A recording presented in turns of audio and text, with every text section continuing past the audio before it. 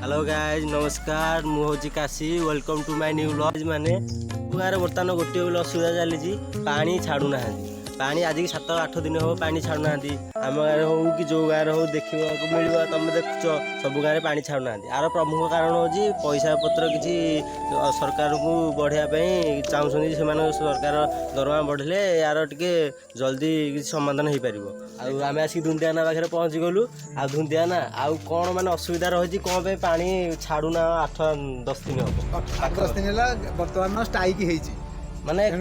को कारण आपण मु सुनुची कि दरमा किसी बढ़ा जो से स्ट्राइक कराई। अच्छा माने केते दिन पर आपण पानी छाड़ी तो कहंदु एटलीस्ट स्ट्राइक खोलिले आउ ठीक अछि तो देखंदु